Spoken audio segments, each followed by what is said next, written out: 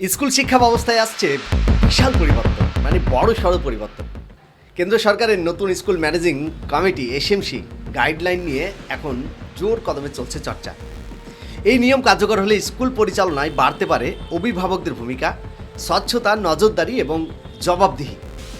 সহজ ভাষায় জেনে নিন নতুন নিয়ম কী বা নতুন নিয়মে কী পরিবর্তন আসতে চলেছে বিদ্যালয় বা স্কুল কর্তৃপক্ষের। প্রথম পরিবর্তন হচ্ছে, এবার প্রেসিডেন্ট হবেন অভিভাবকদের মধ্য থেকে। আর বাইরে থেকে কাউকে এনে প্রেসিডেন্ট করা যাবে না, তথা আগে যেরকম হচ্ছিল যে কাউকে প্রেসিডেন্ট করে দেওয়া হচ্ছিল, এবার হবে না। এসএমসির সভাপতি নির্বাচিত হবেন শুধু অভিভাবকদের মধ্য থেকে, প্রয়োজনে ব্যালট ভোটও হতে পারে। দ্বিতীয় পরিবর্তন হচ্ছে, শুধু হাই স্কুল নয়, সব স্তরের স্কুলে এসএমসি হবে। এবার প্রি প্রাইমারি বাল ভাটিকা থেকে উচ্চ মাধ্যমিক পর্যন্ত সব স্কুলেই এই কমিটি গঠন করা যেতে পারে। তৃতীয় পরিবর্তন হচ্ছে, ছাত্র সংখ্যা অনুযায়ী সদস্য সংখ্যা। আগে ছোট বড় প্রায় সব স্কুলেই সদস্য সংখ্যা প্রায় একই থাকতো।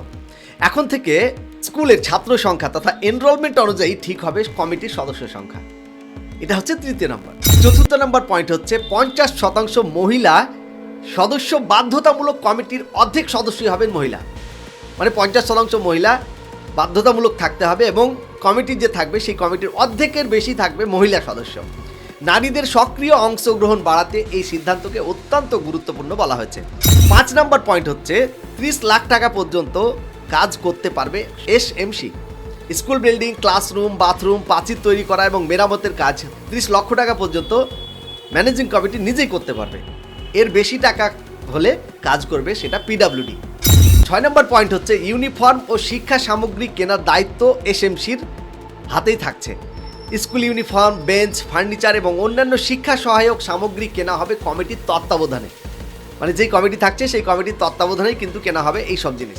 7 নম্বর পয়েন্ট হচ্ছে, শিক্ষক উপস্থিতি এবং সিলেবাস মনিটরিং। শিক্ষক শিক্ষিকারা নিয়মিত আসছেন কিনা এবং সিলেবাস সময় মতো শেষ হচ্ছে কিনা সেটাও নজর রাখবে এসএমসি তথা ম্যানেজিং কমিটি। 8 নম্বর পয়েন্ট হচ্ছে, কারা থাকতে পারবেন এই কমিটিতে। এবার কমিটিতে থাকতে পারবেন প্রাক্তনী, অ্যালুমিনি, আশাকর্মী, অঙ্গনারী কর্মী এবং এএনএম কর্মী। তবে নন টিচিং স্টাফদের জন্য আলাদা কোনো নির্দিষ্ট উল্লেখ নেই, আলাদা কোনো নির্দিষ্ট যে অর্ডার সেই অর্ডার কিন্তু উল্লেখ নেই। 9 নম্বর পয়েন্ট হচ্ছে, পরিবেশ সচেতনতার উপর বিশেষ জোর।